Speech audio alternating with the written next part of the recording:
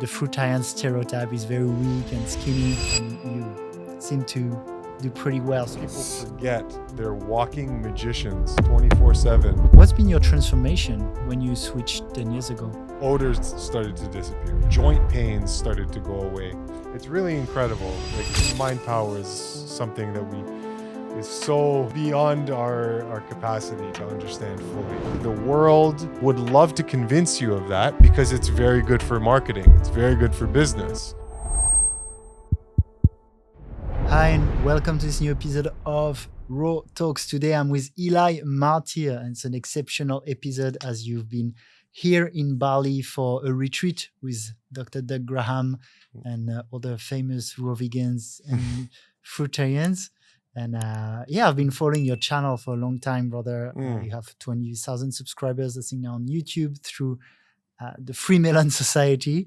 And you've been about 10 years on that very high fruit, almost frutarian, raw vegan diet. Yeah. You've been an inspiration to me. I've been about like 4.5 years now on this diet. Hey. And today we're going to talk about thriving as a frutarian, as a raw vegan. Because when I look at you, I don't just see someone who survives with a few bananas a day. And, you know, sometimes the frutarian stereotype is very weak and skinny. Yeah. And you seem to do pretty well. So that's also what I want to create, what we don't want to create today with this podcast, is that ultimate guide to thriving as a frutarian. Thank you for joining. And before we get into the meat of the episode, how is it to be in Bali? It's great. It's great. The weather is nice and warm.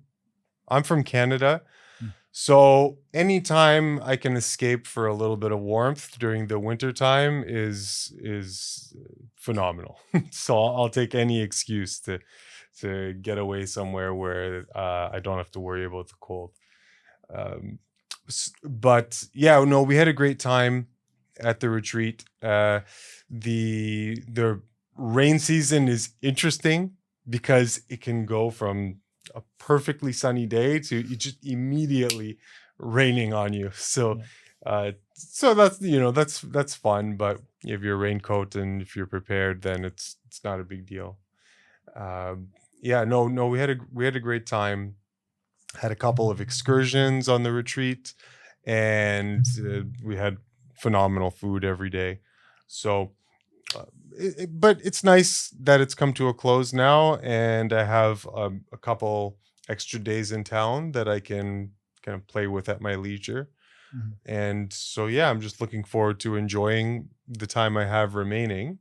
But unfortunately, I wasn't able to extend my stay longer because I've got to get back home, and there's a lot of work that I need to finish up. So I won't be able to spend that month and a half in Bali like like a lot of people can.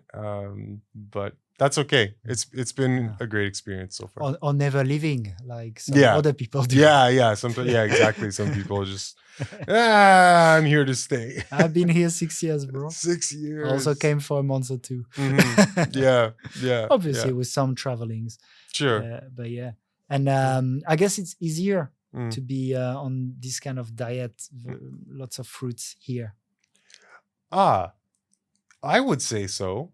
Even back home, I thought it was easier. And that didn't take long to dawn on me. I remember within my first week, I felt an immense amount of pressure leave my culinary practice because my options were already taken care of. I knew that all the things that I had been eating prior to were, physiologically speaking, biologically speaking, were incorrect, like just straight incorrect. So once I came to that realization and knew that my human foods were fruits, vegetables, nuts, and seeds, then it just took away all this complexity from my life. And so I enjoyed the diet, even from just the simplicity aspect. Yeah. Amazing. And yeah, today we're going to talk about how you eat, the diet, how to thrive with the diet, both in terms of health in general and also in terms of performance, in terms of fitness, because you want to be a fit guy, a strong guy. Yeah. And we'll talk also about some of the social aspects of living that way. Yeah, both actually can talk about in Toronto, in Bali. Yeah. Let's start with, how do you eat in a day? How do I eat in a day? It varies because I try. Roughly, you know? Yeah, roughly. I try not to be too intellectual about how I conduct my eating behaviors. How about, what did you eat yesterday? What did I eat yesterday? We were at the retreat. There was some. I'm at a retreat though. It's a bad example. Yeah. A better example would be what I do when I'm at home, just my normal day-to-day routine, right? Yesterday, what did I have? Watermelon, some mangoes, and papaya, and I believe that was it. Yeah, because that was the day we were traveling. The retreat ended, and so we were traveling back here on the road. So stopped over at one of the vendors, and then I grabbed some watermelon, I grabbed some papayas, and a whole bunch of mangoes. So I think that's all I ate. When I'm at home, just in the regular swing of things, typically how it works is that I have a very small eating window. Typically, it could start from 11 or 12 and end around 4 o'clock, 5 o'clock or so. So it's usually just a small eating window, and whatever I'm going to eat in the day, I'm going to eat in that window. There may be a couple of days where that doesn't happen for whatever reason. Maybe I just feel a little bit more hungry, and again, I try not to be too intellectual. If my body's giving me an indication that, hey, you're still hungry, you should still get food, I will respect that, right? So in that case, I wouldn't eat ideally later than 6 o'clock. In any case, I would try not to drift past that mark for a good reason, because past that mark, your digestive power really starts to slow down. And that is going to be my first tip for everybody, regardless of what your diet is. One of the essential ingredients that you can add to conduct your eating behaviors is to make sure that you're not eating too late, because if you do, you'll have impaired sleep quality, and sleep quality is one of the prime essentials for life, right? See, living this diet, it makes you have to be more considerate of all of the ways that you can treat your body correctly, right? It makes you more responsible. It tends to make you more responsible. All right. People's thinking change. Right? It changes when they adopt this raw food lifestyle. Before, when there are a whole bunch of stimulants and metabolic waste products and just atrocious food combining errors, when all that's in the picture, it can. I don't even know how to describe this perfectly, but there's some sort of interference that runs on your mind body system, and it's much easier to be a bit more connected to your source, to the way your body is actually supposed to run when you remove all of those things, and your nervous system can start to recover. Yeah. What major I mean, did you feel complete on what you eat in a day? 'Cause, I mean, we talked about here, but let's say when you're in Toronto, Okay, so another example. Let's just say it's the same typical eating window, maybe 11 till 4 o'clock. Let's call it that. I like to start off with a melon of some sort because they're so hydrating. Cantaloupe. Oh my God. You give me juicy ripe cantaloupe, I could eat that forever. It's so good. So I love to start off with a melon of some variety, and then I'll wait a little bit, and then whatever comes next. What comes next could be anything, really. Soursop, pears. It could be. Say it again. And so all fruits during the day, or do you sometimes? Mostly. Yeah. If I'm going to eat vegetables, it's probably going to be the last meal for the day, right? Within that eating window. And is it like once a week you'll have vegetables? That also varies. I've gone a month or more without a vegetable sometimes. Other times, maybe once every 2 weeks or so. So that varies as well. But certainly we can say that fruit makes up the vast majority of what I'm eating. We could call you kind of fruitarian, and of course the people who would be like, oh no, he's not, because he had a nut last month and he had a piece of lettuce 2 weeks ago. I was like, you're right. Yes. You're right. He's not fully fruitarian, but yes, you're kind of fruitarian. Yes, yeah, and it's difficult because I'm if I just say raw vegan, then people will assume that I eat like most raw vegans. Yeah, if you come to the raw temple, you can have a burger, you can have a pizza, you can have all of these raw vegan. Burgers, pizzas, big salads every night, right? So if I don't make some sort of distinction, then people think that that's how I eat, but it's not. I would be misleading a little bit. But if I say fruitarian, then people might get the wrong idea as well. I think that's pretty accurate. Just now we've said it's not just fruit, but it's pretty much fruitarian. I would say a fruitarian would be a raw foodist who understands their frugivorous nature and tries to make the greater proportion of their diet fruit. Yeah, and then there's differences. So for example, for me, I eat about 90% raw and probably 80% of it fruits. Okay. And if you count like tomatoes, avocados, cucumbers, which are actually fruit. Yeah.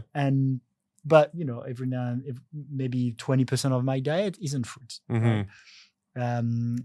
So then I wouldn't call myself fruitarian, but for you it's probably like 95, I don't know, 96, 97. So that's why. But anyway, these are just labels. Have you counted? Do you know how many calories you eat in a day? Does it matter also to you? I have, and only because people never stop bothering me about calories. Everybody is obsessed with calories. Everyone wants to know what your calorie content is. So at this point I've kind of checked up on what I'm eating. It can range. There are times where it's very low, and there are times when it's a lot higher. If I had to give you a range of what I'm putting away calorie wise, it could be anywhere from 900, 1,000, 1,100, 1,200 to 1,800, 1,900, usually sub 2,000. So quite low. Fairly low. Yeah, fairly low. Unless I happen to be in Bali and there are durian everywhere and it's a novelty and I'm like, okay, all right, well, I'm gonna try out a bunch of these these amazing fruits, and maybe it's different then. But again, I'm trying to keep it to the scenario where I'm at home, comfortable environment, regular run of the mill activity. Then that's what it looks like. It's somewhere in that ballpark. 900, 1,000, 1,200, up to just below 2000. Okay. Yeah. It's interesting because in the raw vegan school, for Mhm. example, you were just at that retreat with Doug Graham. Yeah. There's often that emphasis on you need to eat enough because fruits is a lot of water, it's not a lot of calories. Yeah. You know, there was a movement a while ago, like 40 bananas a day. Yeah. And you seem to be a bit more in that lower range, even though like you look good, man. You know, you look pretty strong, and you're very active. Very active during the day. So it's not like you're in bed all day and just having a little bit of food. No. Well, like what's your view on how that's possible? Because many people would think you shouldn't be this way if you eat few calories, right, and then you're so active. Well, your body is always trying to recycle nutrients. It's always doing that. Now, okay, let's try this. So we all know how the steroids thing works, right? Let's just let's just say you have no, I actually don't know how it works. Yeah, okay, no, that's fine. Let's say you have a bodybuilder, and they are working out, but they need a little bit of an edge. Yeah. So they take anabolic steroids. Oh boy. Okay.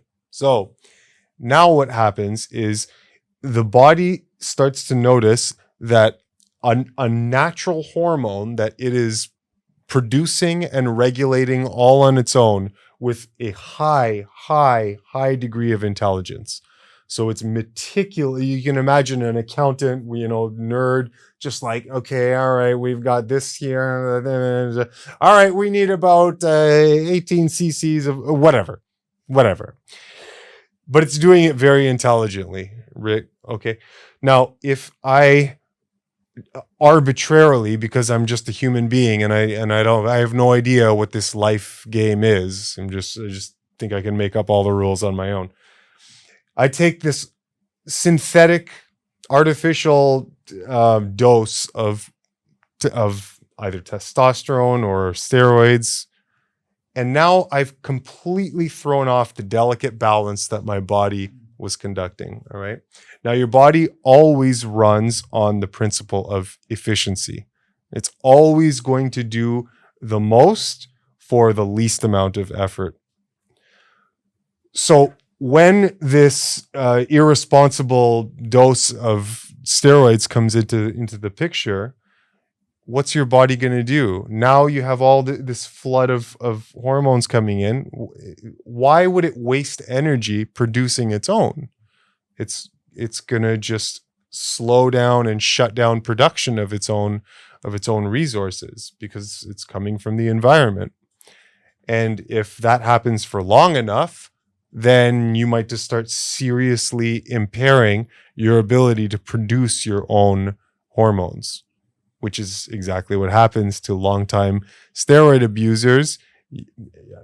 They look terrible compared to how they used to look, right? Yeah. Works in the short term, but not for very long. Works exactly. It's like Star Wars and the dark side, the quick, easy path, right? Versus the long, actual, sustained path, the path of goodness, right?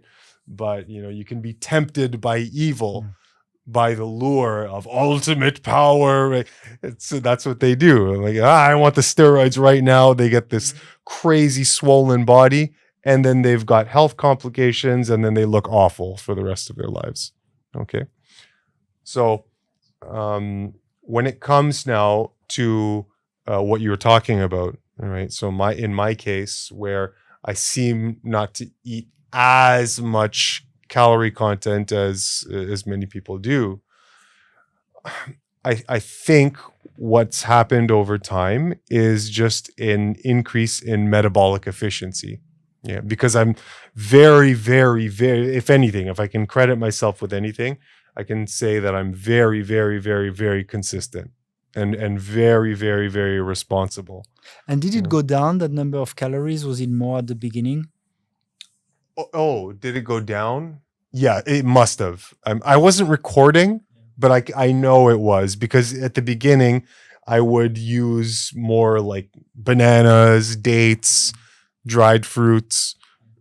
So I was incorporating more of those, and now I don't really I think that it use. can be good advice. I was talking about how to thrive as a fruitarian. You don't Yeah. feel restricted. You don't come with an idea of the number of calories or Yeah. an idea that, okay, if I want my body to have a good metabolism, I need to eat less and less. It's also that you've adapted to it. And at the beginning, Right. maybe it can be normal to have more of the banana, the dates, the more heavy.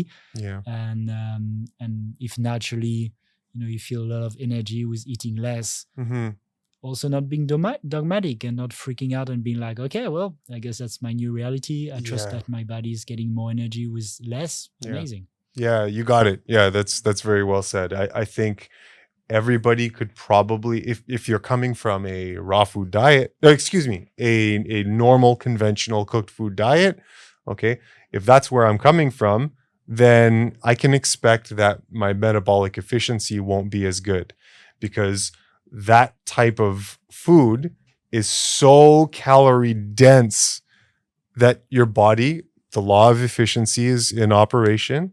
And so it's not going to need to be as efficient, because we've got all this dense calorie content coming down the chute every day. So it says, well, why am I going to waste resources trying to be so efficient? But now you have all of this clean, less calorie dense food coming down the pipe.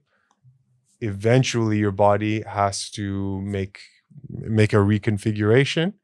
And so that's what I think happened to me. So my body now makes this reconfiguration, and it starts to ramp up its absorptive capacity, its metabolic efficiency. And because I'm very consistent, I think just over time, this is what it looks like, right? Yeah, and I think it's like physical, maybe also mental. So, for example, at the moment in the evening, I'm really enjoying having a few bananas with almond butter, right? Yeah, it feels yeah. much more consistent, when having a watermelon wouldn't quite do it. Right. And I think it could be that my physical body still hasn't caught up to having enough of that nutrition with less, and still needs more of that dense thing. Yes. I also know there's a mental aspect, also a satisfying aspect of having more of that density. And I think it's it's good to feel into that balance of, at least for me, being disciplined enough and doing what I feel is right, and at the same time not being too harsh with myself. Yes. Yeah, that's a good point. And that would lead me to one point that we can say people should keep in mind about how to make this lifestyle work for you. Number one, don't be off-put or worried if you feel like you need to eat a lot in the initial 6 months, 8 months, year, 2 years. Don't worry about that, because you have to realize you've lived a lifetime of hyper stimulating your body. So yeah, it's going to take a minute to make those reconfigurations. So when your body gives you that indication that you need something, then it's okay. Like I would have no issues with a client of mine if I'm working with someone. Bananas and almond butter, I wouldn't have a big issue with that, because you could be being called for pizza. Now that's a bit of a problem. Now I got to step in and I have to coach you through some stuff. But at least you're being called to raw food. And that's the basic foundation that in my opinion, humans should strive to get to. Because anytime you bring yourself in closer alignment to nature, the result is always a win. You can't go wrong, right? It's like a sound. If Mother Nature is a particular sound, right? The sound of life, the sound of healing, the sound of restoration. We'll just call it ooh. Okay.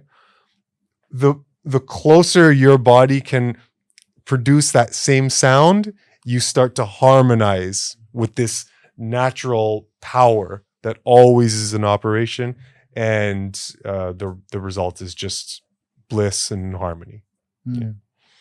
Yeah, interesting, and we can definitely have the conversation on that a little further in our conversation today, for sure, because it is an interesting topic of how much can we align with nature. And before that, so do you feel on your eating window, maybe it's challenging for people who are in more early days. Okay. You tell me, but I feel for myself at least, I like to not eat after sunset, which would be 6:30 here. Yeah. But I actually in the morning feel like, okay, it's a good idea to, if I'm hungry, right, to eat, because then it can be hard otherwise to get those calories. Right. To get enough calories through the day just with fruits, and people can pick and choose. Yeah. Right. Starting off early in the morning, starting your eating window early in the morning. With juice, actually. With juice, okay. That's how you typically do it? Usually I go with the juice, and then half an hour or later I'll have some fruits, like a papaya, which is actually a melon, is usually a choice. Okay, yeah, papaya is fantastic. I could easily, papaya or melon first thing up for me. Papaya is a melon. Yeah, it's a melon. Actually. Yeah, it's fair game, and it's just phenomenal. So starting your eating window fairly early, again, not a huge deal. I just wouldn't want to go too early, so I would probably say I wouldn't want to start eating earlier than 9:30. I wouldn't want to go earlier than then, because now you're starting to drift into the zone where your body is still waking up from the previous night, and it's recovering its digestive power. Around 10 o'clock, you can assume that your digestive power is on. And I notice certainly that if I make my eating window a lot earlier in the day, okay, and I let's just say I do exactly that. I start eating around 10. I'll notice that I can put away more calories that day. I can eat more that day, as opposed to if I just waited until 2 o'clock, 3 o'clock for my first meal. Sometimes that happens. But I notice on those days, it's very, very comfortable to have a fairly low calorie content for the day. But if I start eating earlier, I can put away a lot more calories. Why is that? I think it's because of what we just talked about. I think it's because your ability to digest food is so much more efficient, like earlier in the day, like that you can just rip through calories and still feel, there's room for more. But if I wait until way later on in the day, I'm already starting to slow down. So now the same amount of food might make me more full and satiated. Yeah. But no, I don't have any major issues with that.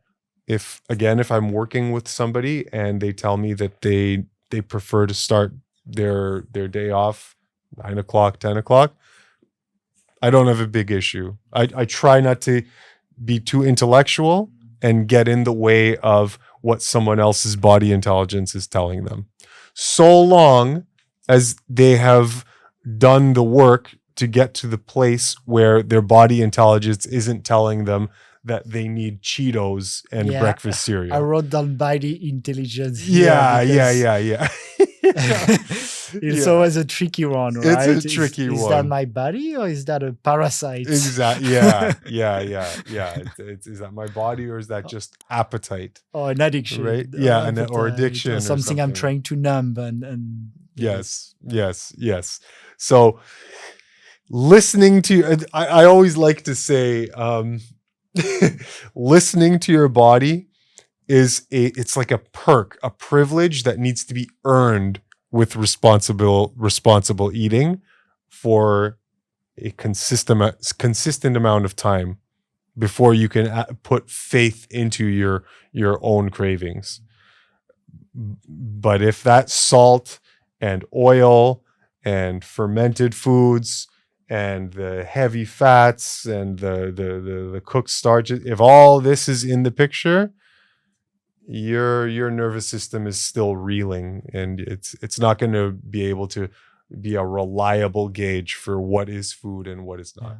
I found that the best time to do it was after I did a 2-week water fast, and then I could really feel each ingredient and if it was good or not so much for me. So I had a lot of fruits, and somehow the grapes I had didn't feel good, and I think maybe it was pesticides or maybe there was something. Really? I don't know. And then I tested all the foods, a lot of the foods, and for example, tomatoes felt really good, even though some people are like, oh, it's nightshades, it's not good. But then I had some cooked mushrooms, like a broth, and I could feel, I didn't feel good. Or coconut yogurt didn't feel good, even though in my everyday life it does. Right. So it was an interesting time to really test what my body in a more virgin state really likes. No, it's interesting. And I always had a lot of fun with monitoring and observing all these little changes just popping up the longer I stayed with the diet. And that can be interesting, engaging, fun.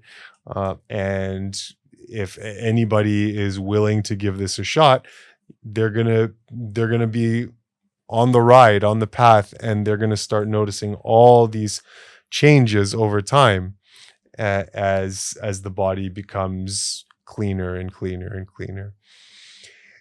True health contrary to popular belief, true health does not come from the sheer bulk of nutrition that you can put down the hatch every single day. The health community, the world, would love to convince you of that because it's very good for marketing. It's very good for business. If they can convince you that, well, there's this nutrient X, nutrient YYZ, that there's all these nutrients, and you need to source out the highest, dense, most concentrated source of that nutrient every day in your diet, right? You need the tomatoes for the lycopene. You need the bananas for the potassium. You need the cocoa for the antioxidants.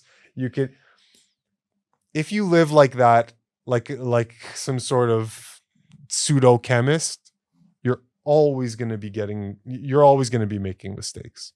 Always going to be making mistakes. It's much better to just simply know what you are, and then let your own eating instincts guide you to what your preferences are, just like every other animal. So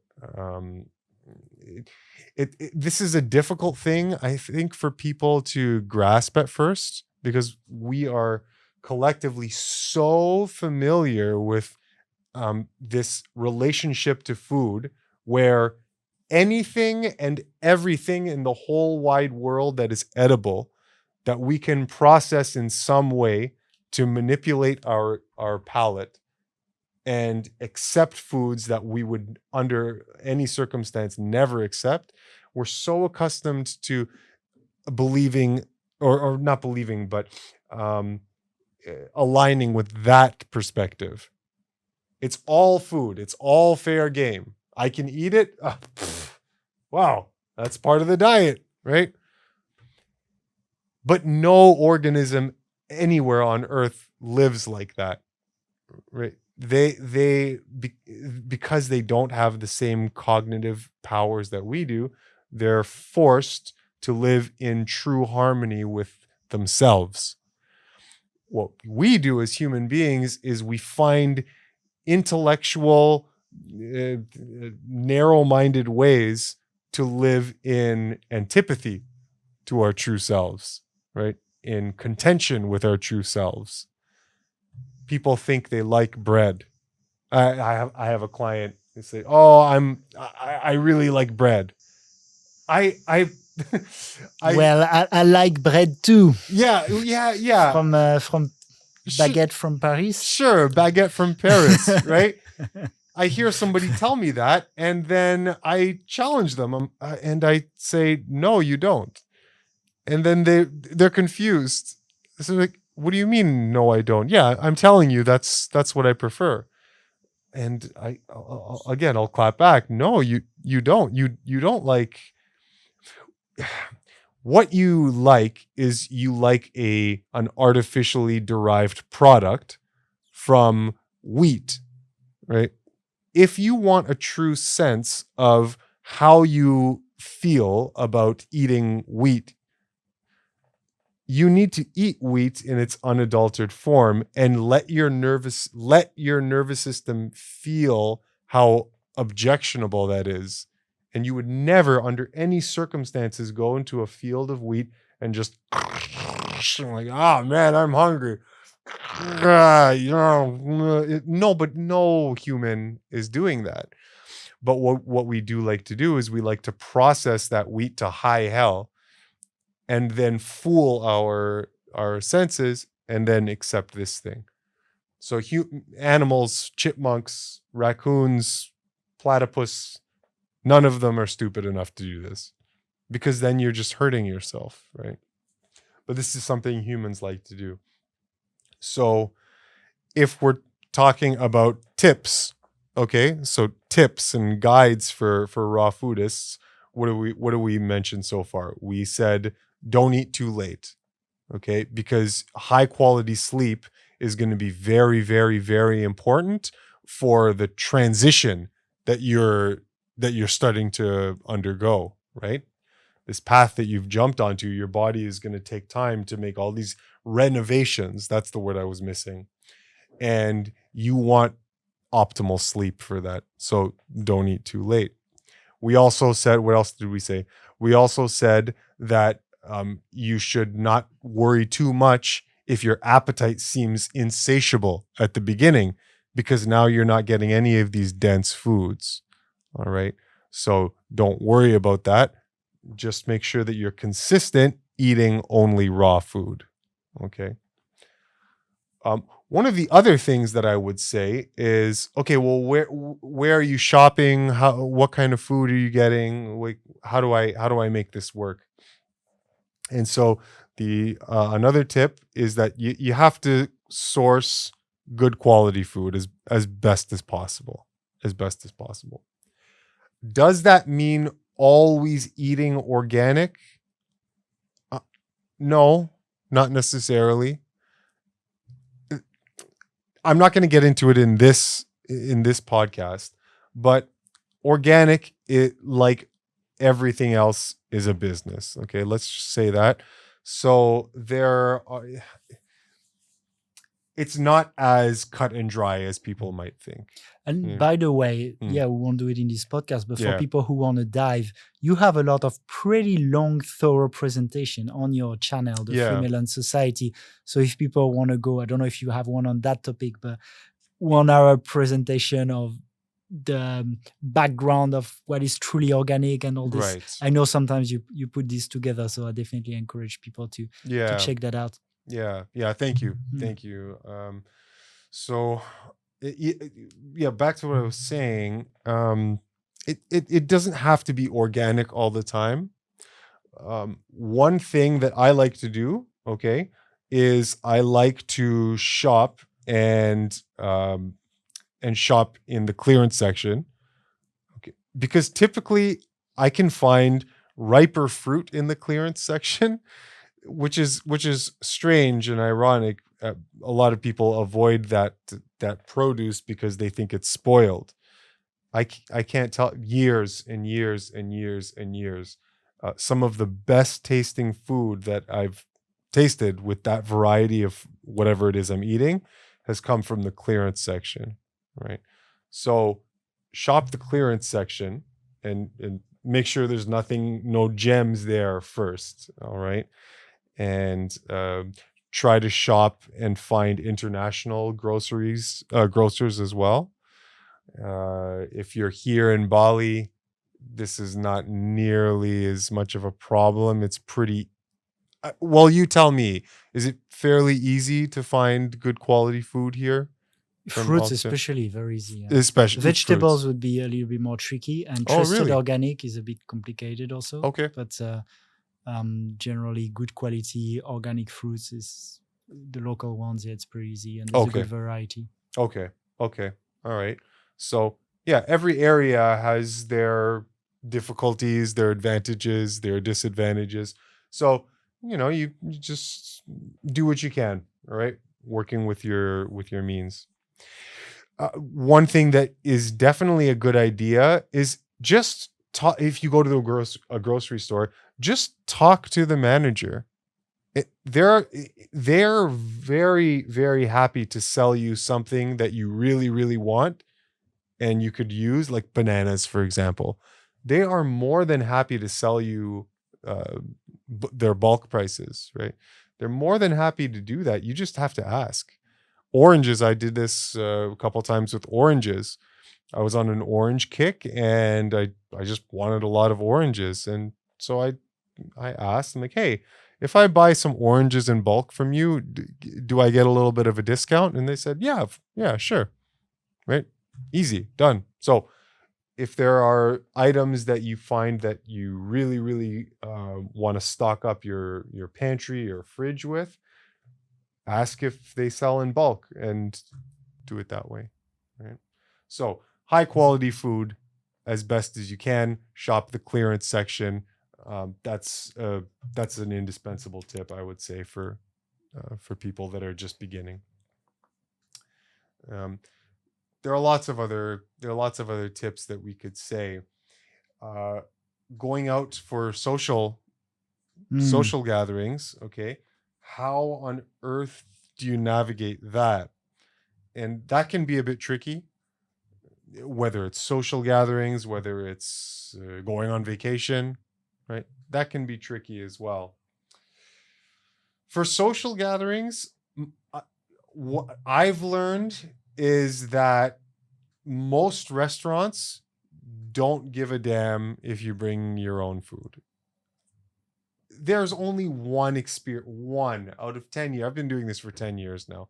There's only one experience where someone gave me a hard time because of what I brought in. But if you are... Did you bring durian? No. Well, I did that once. Yes, I did that once to a steakhouse. It was my buddy's birthday party, and we went to a steakhouse, and so they invited me. I said, "Yeah, sure, I'll come to the steakhouse. I'll just bring something indulgent for myself." And I brought durian. That was not a good idea. Yeah, it was not a good idea. They shut that down quite quickly. Everyone in the place was starting to complain about the smell of durian. I'm like, really? God damn. But aside from that, there's only one other time where I got caught, and it was kiwis. I'd brought kiwis into a place, and I think it was some sort of allergy concern.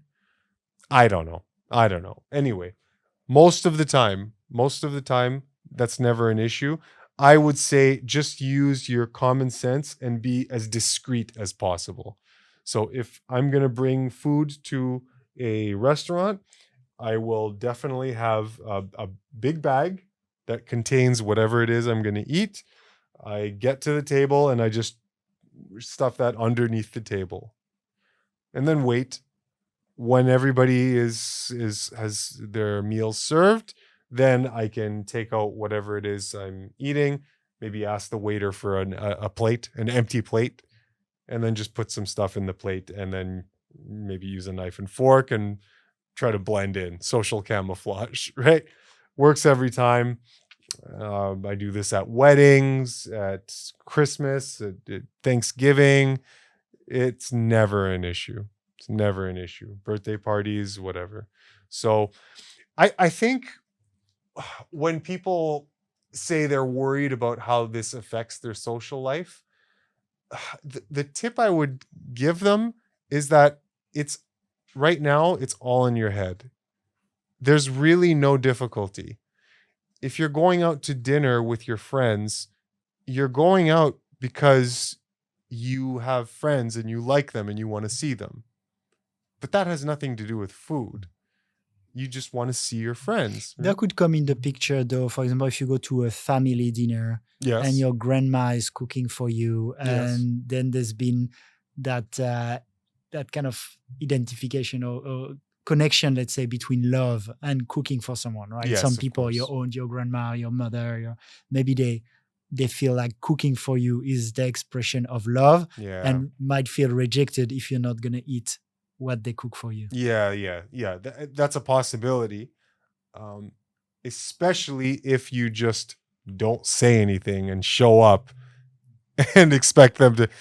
But your family is going to be receptive to you if you just explain yourself accordingly, right? Just pull grandma aside and say, hey grandma, hey, listen, in the next couple weeks I'm going to be making a change to my diet, and it's not that, it has nothing to do with the fact that your food is objectionable in any way. It's just, for me, right, I'm going to try some. People will understand. Just be very earnest and operate by the law of love, and your family will still appreciate you. And they'll appreciate you more that if you're making the effort to sit at the table rather than just piss off and and not even sit at the table. So they'd rather have you there and you eat whatever it is you want, right? And then that's also your own work with yourselves. Maybe by sitting there, though, you get very tempted and you can't resist. Yeah, exactly. A different story. Yeah, that's a different story. That's when you have to have your integrity in check, right? You have to know, you have to have all your whys fleshed out completely. You have to know absolutely why it is that you're avoiding the things that everybody else around you is eating. And so if you don't have the answers to those questions, you're screwed. The world will just like a dog with a chew toy, like they'll just chew you up and wring you out, right? They'll throw you everywhere.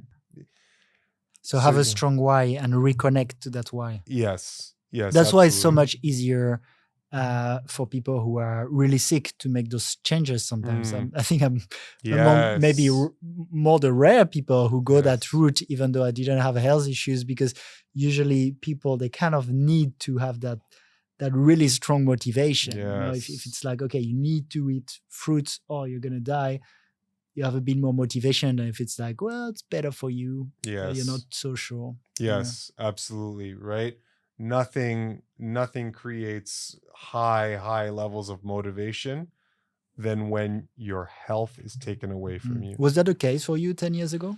No, not at that point. Not at that point. I was moving in this direction because it was good of me to align myself as close as possible with nature, right?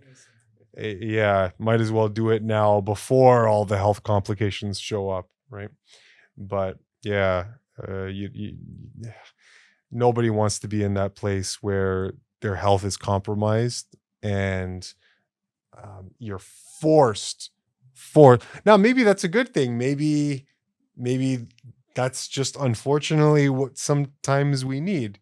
Some people change, right? Listen to the whispers of the universe, and some people wait for the kick in the butt. Wait for the kick in the butt.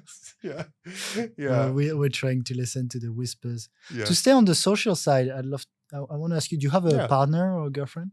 No, right now I don't know. And have you in the past 10 years? In the past 10 years, yes. And how was it in that more intimate romantic relationship? How did your way of eating potentially affect the relationship? Because I know it's a thing for raw vegans. There's like friends, there's family. We've covered that, but there's also the partner, and then when people have children, also how do we feed the children? So that can be part of it. Yeah, it can definitely throw a monkey wrench into things, especially if the kids have already sampled some conventional food, oh man, that's difficult. Like a young kid, they won't understand.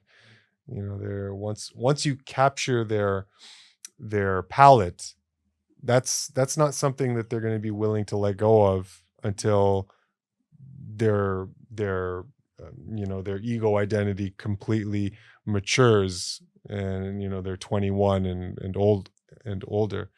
Prior to that, it's going to be very difficult.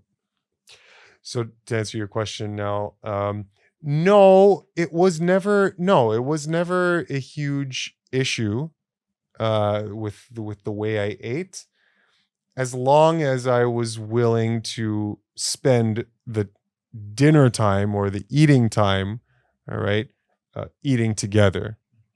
Uh, Again, as long as you explain yourself very clearly and you understand yourself very well, then people are willing to accept that as just part of your unique character.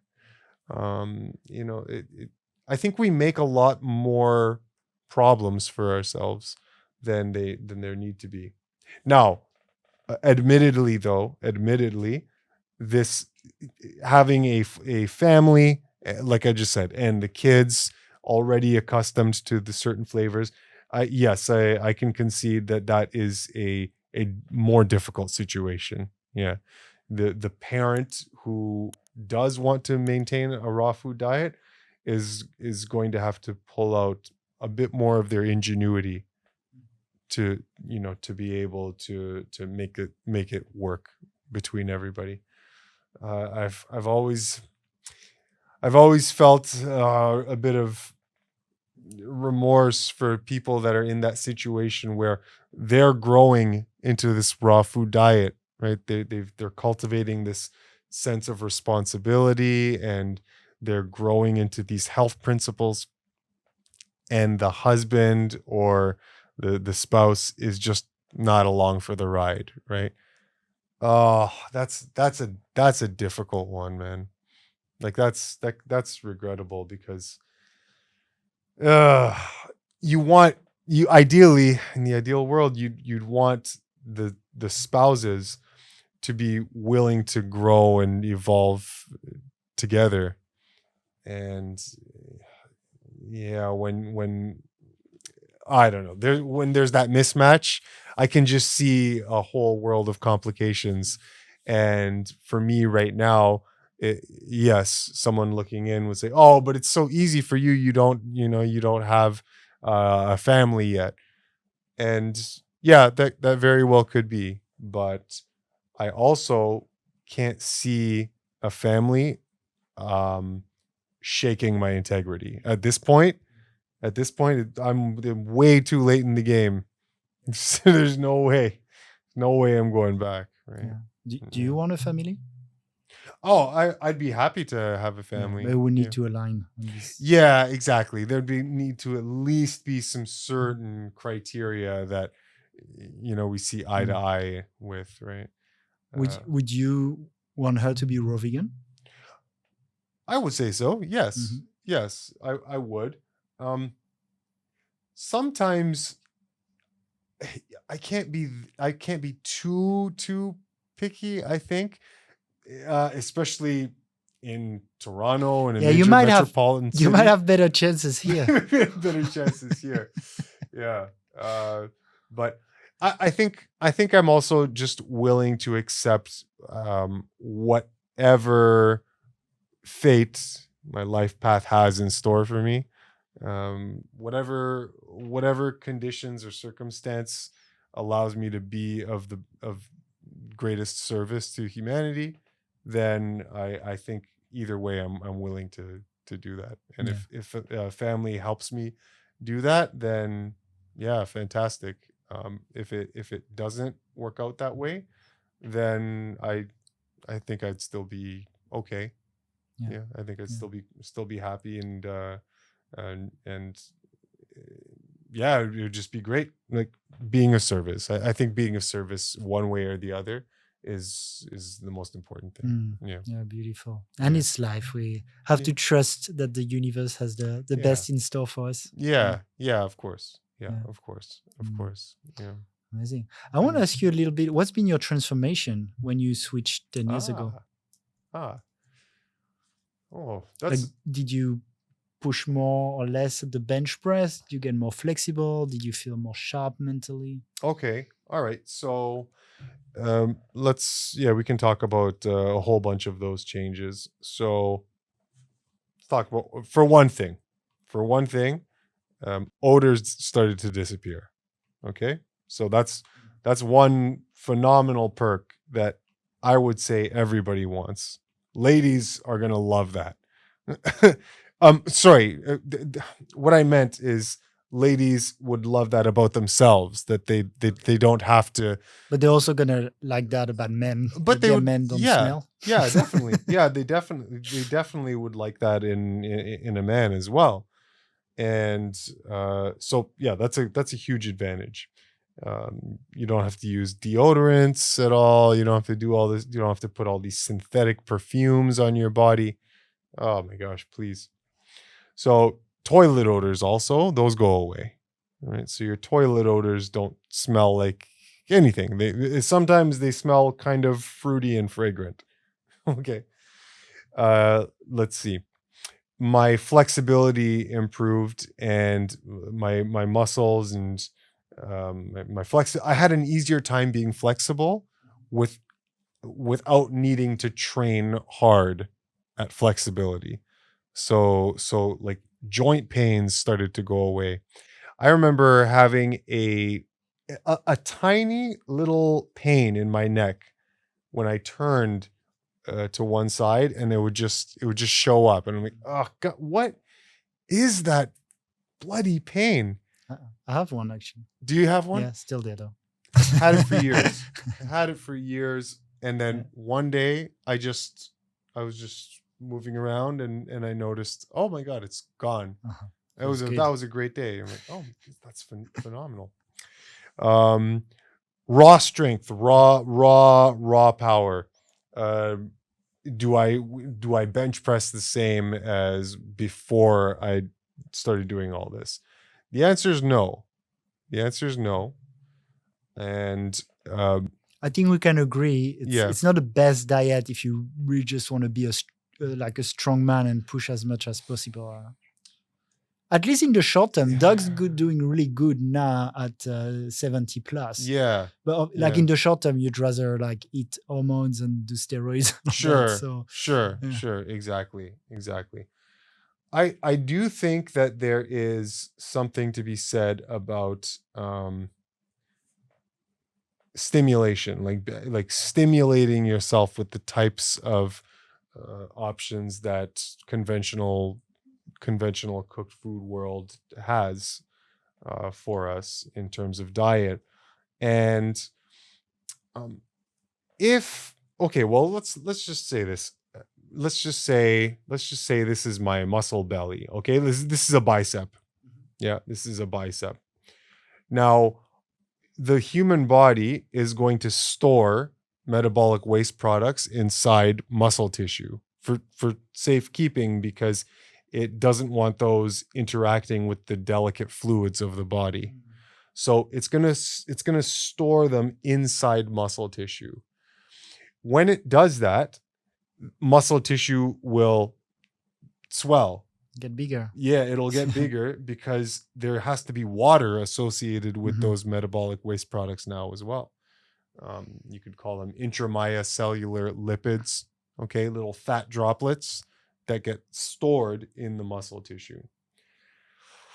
When that muscle tissue is a bit more swollen, okay, the thing is, okay, so the tendons are connected to the bone. I don't even know how to do this correctly for you. Let's just say this is my bone, and this is a muscle tendon that's inserted into the bone. Okay.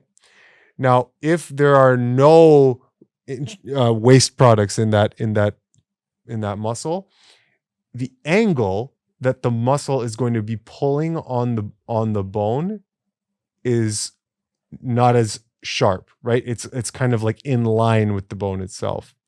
But if this muscle now is very, very, very fat, filled with all sorts of water and waste, it means that now the angle that muscle is pulling on the bone is a better angle biomechanically speaking, right? In terms of mechanical advantage. So there's even that element alone can help to account for some of the raw strength that I would have had prior to making these changes. Because once I started going, raw fruitarian based, then all my tissues are getting cleaned out, and all the riffraff, all the stimulation, all that is going. And so I had to go through a year, maybe even more, a year and a half, close to 2 years possibly, of changes, dips in my energy, maybe some days where I'm like, oh, I'm a bit lethargic, losing weight as things get cleaned out. And then my weight stabilized at about 20 pounds lighter than what I used to walk around at. So that there naturally with that came a hit on the amount of sheer weight I could move. But that seems like a disadvantage, but I don't put it that way, because with all that weight loss came like a shedding of all the pathology that was just waiting in my body, waiting to cause problems later on, right? Like disease has an actual weight to it, the weight of all the metabolic byproducts and toxins and acids, okay, in your body that are just being stored everywhere. So once those get fumigated completely, I lose a whole bunch of weight, and it starts to come with all of these new wonderful health advantages. Never getting sick. I don't smell anymore. Don't have to use bathroom products at all. My sleep is extremely good. My recovery is phenomenal, way better than it was when I was eating all the nonsense. Don't seem to need as much sleep. I can get higher quality sleep and be up in very early in the morning, and it's easy. I'm like full of energy. All of these perks that I wouldn't give those up just to be puffier and bigger. There's no way, right? Yeah. So yeah, it depends. It all depends on the person. My priority is health, right? And then where my physical aesthetics fall, they're just going to fall wherever they do. I'll continue to exercise and be as fit as possible, and I still am very, very, very highly functional physically, very highly functional. But health is the priority. Maybe a pro footballer, American football, okay, a pro American footballer who tells me, yeah, I like the idea of raw food, but I'm in mid-season as a linebacker, and I need to continue the rest of the season. Well, I'm not going to change your diet to an all fruit diet, right? You're going to start losing weight and cleaning up. I'm not going to do that.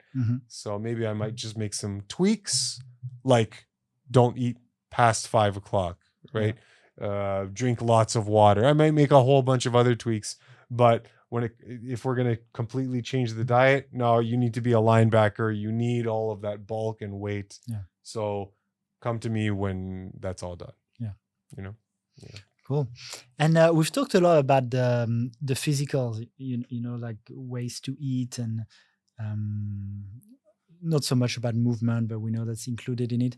Do you also, like, body and mind are very interconnected also? Even when we study blue zones, people who live really long, their physical health being great is impacted a lot by love, community, positive thinking, or at least not too much stress.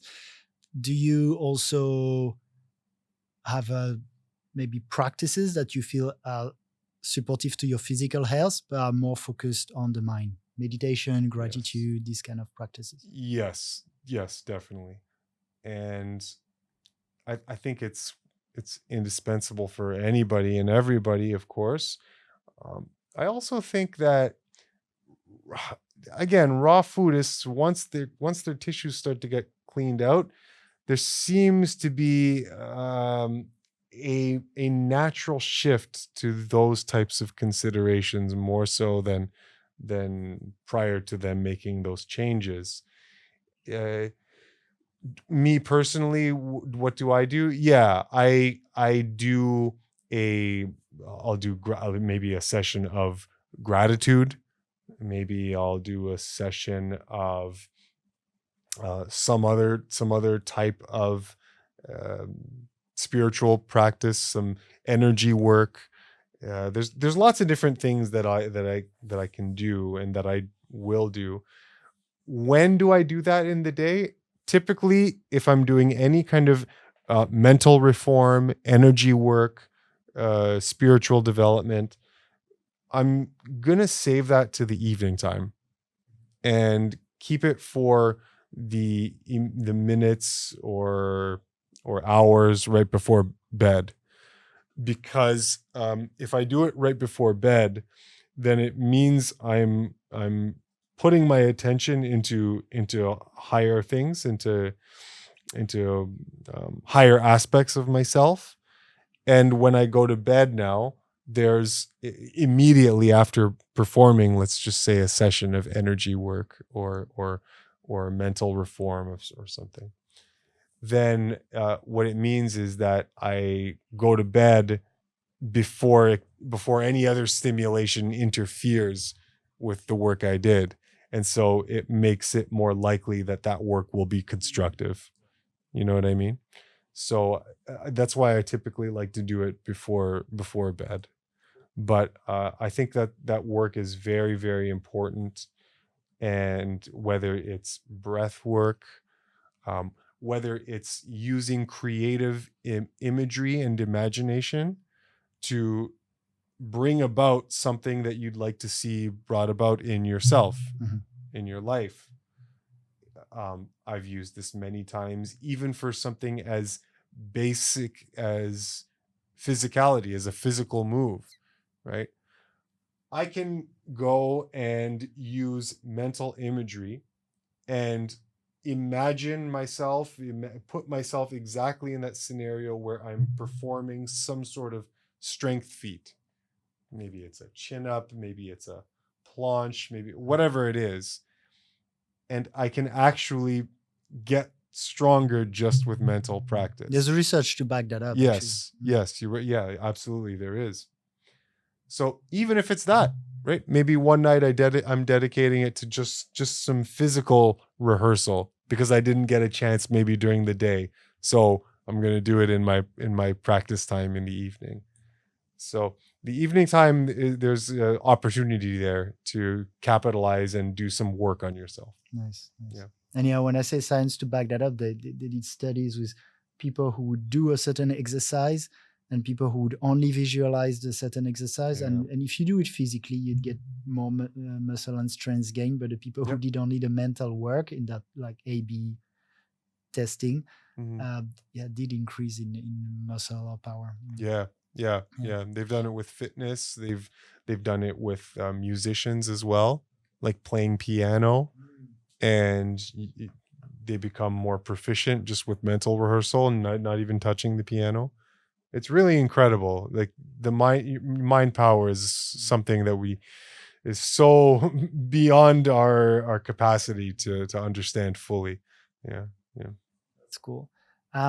So we've understood you like to align with nature, and diving a bit into that. Well, there's two things. The first thing is, for example, if we look at big monkeys, for example, I mean, they have a good life, but as humans, there are things we like over it, right? And also they don't live forever. Yes. So why is that such a model for you to live in alignment with nature when maybe using our intellectual took us so far in many directions? So why not for health?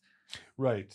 Okay. So there's definitely something to be said about taking modeling behavior after nature. And also, just Okay. I said there was two things. The second thing was asking you, Mm. how far do you take it? Like, do you still brush Right. your teeth? Right, exactly. Because there's all sorts of ways that you could scrutinize this and say, okay, well, this doesn't make sense if we're modeling ourselves after how animals do it, right? Then I shouldn't be doing this.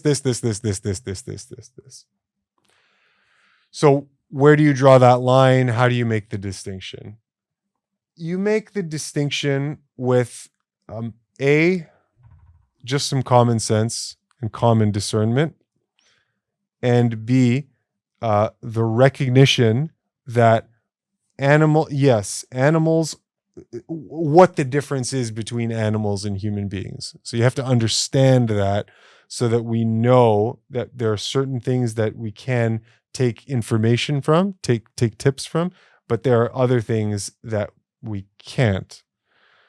So the difference between an animal and a human being is that animals, they're missing an entire type of cognitive development that develops in humans, but that does not develop in animals.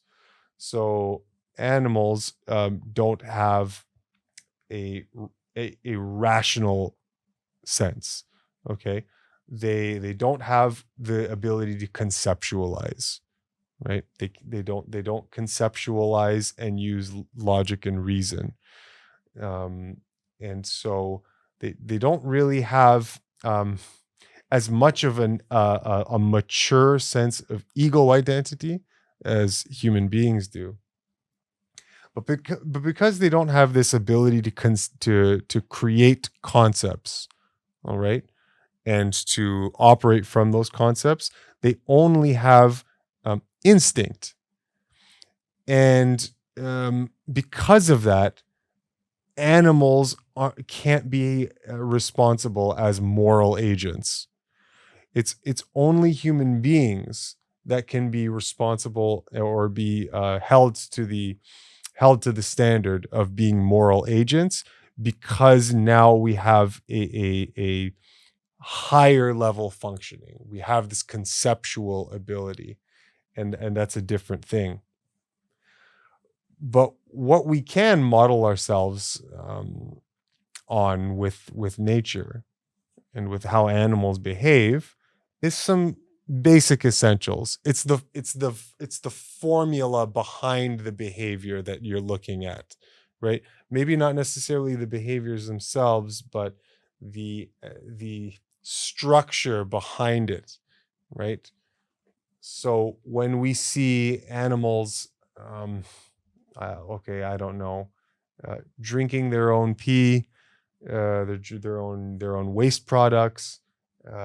Maybe they are killing one another, right? Cannibalizing one another. All right. There could be all sorts of reasons why they're doing that. It could be territorial. It could be some whatever animal social structure that exists that we don't really know about. As in apes, like the anthropoid apes, you'll see this happening from time to time. And so why don't we go and do that, right? Well, you have to have common discernment, right? Human beings are moral agents, animals aren't. It's like a child. You would never expect a 4-year-old to you would never expect them and give them the responsibility to be able to drive.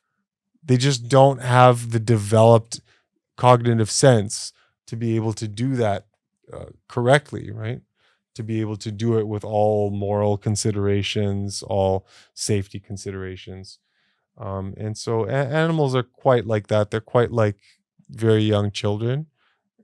They do a lot of things correctly, yes, because they're led by instinct. And instinct by nature, the sense of instinct, is designed. It's a force behavior that is designed to ensure the survival of a species. That's what instinct is doing. We also have instinct, but we also have another faculty up and above instinct, or we have a moral sense now. So that changes things completely.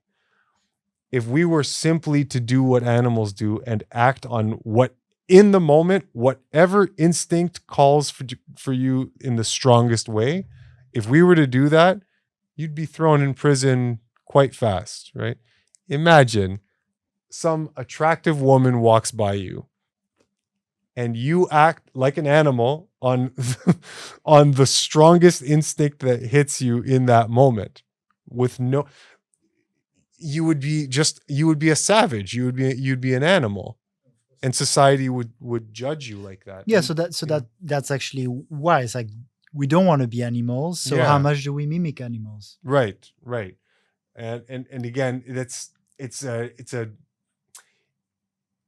a difficult question to be specific with, because you have to use just some common sense, the law of love, operate from the law of love, and use common discernment, right? Because you have these higher faculties, this higher ability to use the structure of logic, right? Logic, the laws of logic are an actual linguistic structure that has objective reality. And when we as human beings have these developed minds, we're able to get in touch with that. Animals can't do it though. So I'd say in general, like being as close to nature as possible. Yeah. And within reason. Yeah. And common sense. Yeah, of course. Yeah, within reason, with common sense. We can, we can we can cannibalize our own children if we want, but again, you'll be thrown in prison, and that's probably the right choice, right? Yeah. So and there are many ways that discussion could continue, for sure. But yeah, it's just, I would say, to wrap it up, just know that there is a huge difference between animals and humans, and animals are missing completely that entire higher cognitive faculty. And you need that higher cognitive faculty to be a moral agent. If you don't have that, then you're not a moral agent. So you can't be held to the same standard. People will say, "Oh, well, a lion, tears apart its young, right? Do we throw them in jail? Do we shoot them?" No, they're not moral agents. They're not responsible. They're tied to instinct, and they can't do anything about it. They can't overpower the call of instinct with their sheer will. Human beings, on the other hand, have to do that if we're going to live moral lives. Yeah, right? I mean, it is a deep discussion. It is. I believe if they don't, that ultimately they can't. Yes. And it's not to excuse them. I still think we need to protect society from people who would act in such a way. But ultimately, often people just a lot of humans actually will have this kind of animal trait base where they can't help, and it's unfortunate. And, but it is how it is. Yeah. Last topic for today. Yeah. Do you think you'll go towards breatharianism in this lifetime? If you believe in it in the first place, that it's possible. Yeah. I mean, I believe anything's possible. Because I believe in the power of our mind, and it can, with the right strength of mind, you can really start to have interesting influences and control over matter. Yeah. Right? And by the way, just to precise, breatharianism as in being able to live in these human vessels without needing the energy from food. Yeah. I don't think that that's the direction I'm going. Now, like I said earlier, I'm willing to accept whatever comes. There have been times on this path where I was feeling so comfortable not eating much at all, and it was always troublesome because I'm never getting hungry.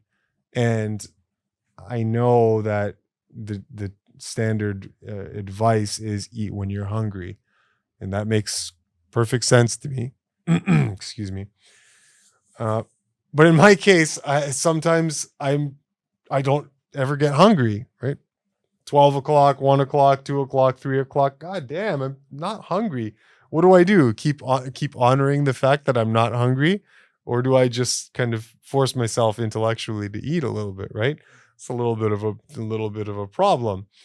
So, Is it? I don't know. I don't know.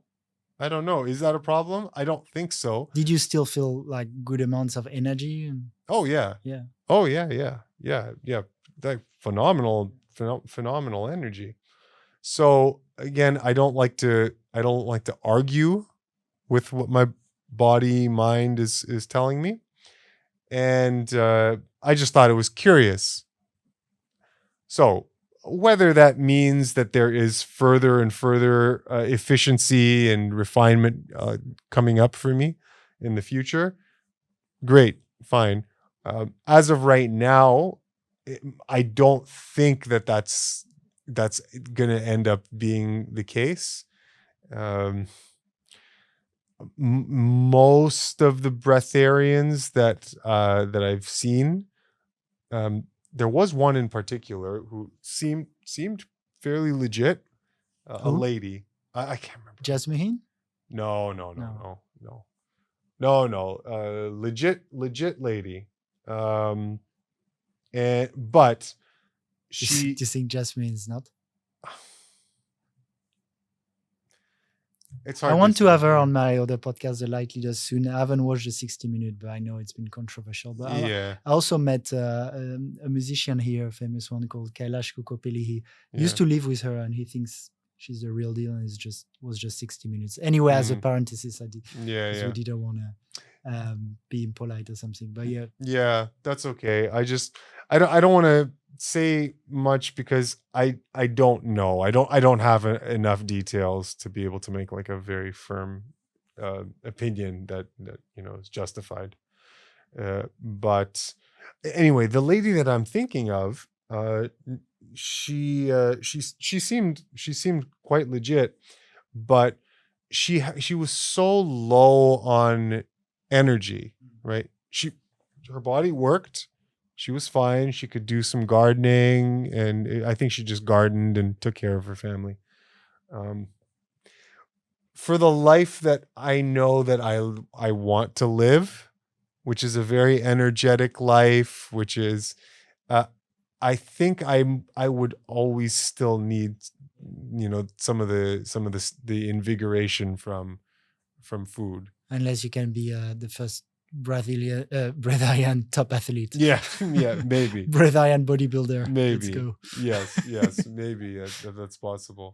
But as of right now, I'd be leaning towards no. I don't imagine that's in the cards. If somehow it is, then I'll accept that too. Right? But I would say in all likelihood, no. I'll more than likely always have to have some sort of intake of food coming in, which is interesting. It connects to that concept of stimulation, which I wrote down also as you were speaking, because I almost feel like having as little stimulation to me isn't a goal either. I think in general we live in a very stimulated world, and not just with what we eat, of course, our phones and many things. So I feel in general aligning with less stimulation in my life is going to serve me. Yes. But there is a level of stimulation that I still want to have because of who I want to be in the world, which is I'm not a monk or a sadhu. Like I'm also an entrepreneur, and there's things that I feel require that level of stimulation. For me in the diet, for example, is it means still having cacao, for example, most of the days. And and I own it. I take it as a crutch. I think there's a little bit of dependency on it. I don't take it every day, but I feel okay that I don't do so much cooked food. I don't eat so salty. So maybe I'll get that, and that helps me a bit, like get a bit more motivated for maybe that gym exercise or that work stuff I want to achieve. And I think we all kind of can find our balance. And I think in the raw vegan world, we're going to be quite automatically in that low stimulation range. But to me, it's like, it's not necessarily how low can I go. To me, it's more like we definitely want to go lower than the average. It's not overstimulating society, but there will be at some point a level where we want a certain level of stimulation, even if it's just eating something, which I think also, regardless of the conversation about the body's needs and the possibility of it, is also often just stimulating in itself.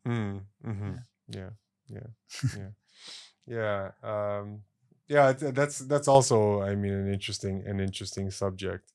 But how much stimulation is food adding, right? How much is necessary, what isn't, and there in my opinion, there are some of those mysteries that we may never have access to, but I'm willing to not know everything and allow Mother Nature to do the work and fill in those gaps for me, right? Fill in those blanks for me. Yeah, and that's the process of life, right? Like, I believe we're one, and we come from that. We're also the creator, as we come from the creator. We're God, as we're also just a fractal of it. Yes. And part of the game is to forget things and to have the what we think is the outside help us remember. Right. That's part of the game. Yes. Yeah. Exactly. So I know it's not fun if we know it all from the beginning. Yeah, right. Defeats the purpose. Exactly. Yeah. No, life is a wonderful thing. Beautiful. Yeah. Beautiful. Yeah. Okay. Now, was it okay? Did we answer everything? Did we get through everything? Well, I mean, probably not. Everything is not the best way to put it, but I think it's pretty good. I think it's very helpful. Okay. And tell us in the comments. Tell us what did you love? What are your main takeaways? Do you still have questions? Are there things we have missed that we should cover next time? Yeah. But yeah, of course we could stay here sure another 5 hours, talk about food and metaphysics and our personal lives and a lot of things, and there would still be a lot of value to it.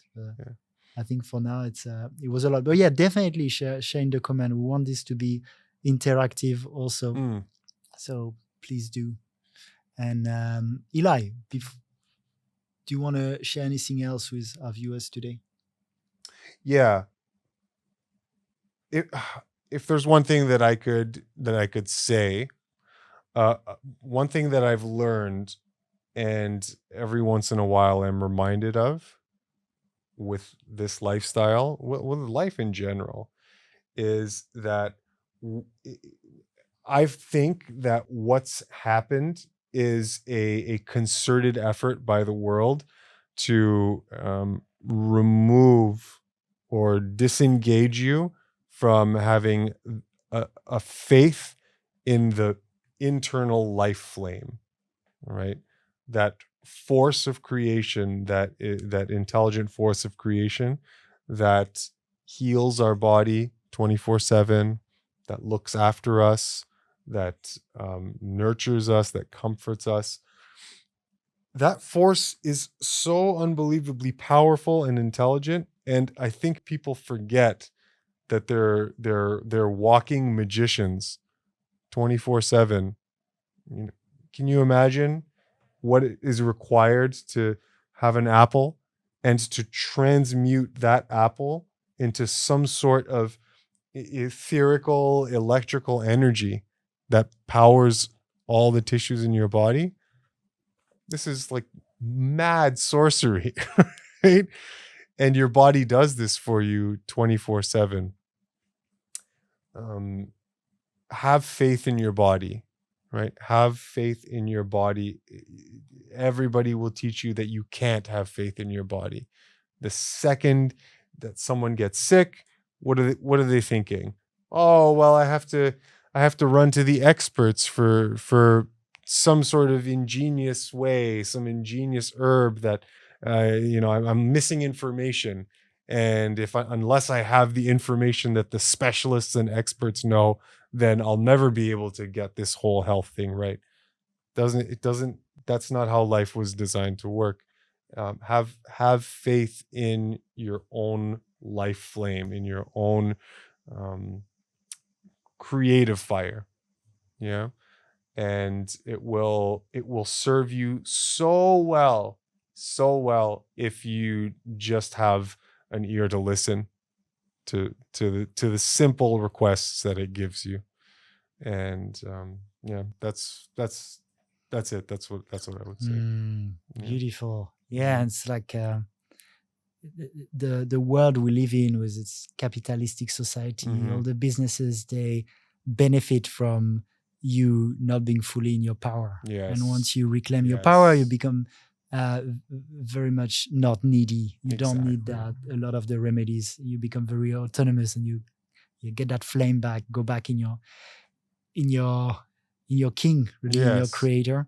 And yeah, it's beautiful to remember who we truly are. And of course, yes, in our society, there's a lot of forces that don't want you to do that, to keep you enslaved. I know it's something you also talk a lot about on your channel, and I love the name, the Free Melon Society. It has that melon fruit aspect, but also that kind of conspiracy research aspect. And there's a lot. I know you've been going really deep on a lot of topics, so also thank you for doing this work. Thank you so much, everyone, for tuning in. Thank you, Eli. Much love, everyone. My man, thank you so much. Yeah, I appreciate it. I appreciate the love, the opportunity to come and chat with you today. And I hope that your audience finds something in here that's helpful for them. Yeah, I'm sure they will. Let us know. Yeah. Awesome. Thank you, Alex. Yeah. Thank you very much. Booyah. Thank you for listening to Raw Talks. If you enjoy our conversations, make sure to subscribe and also to receive the notification. So hit the bell so you know when we share a new episode. We also want this platform to be a community, to be interactive. So please, if you have any questions, any comment, share in the comment section below, and we'll read and answer to all these comments. And lastly, if you want to spread the movement, share with your friends and also like this video. Thank you.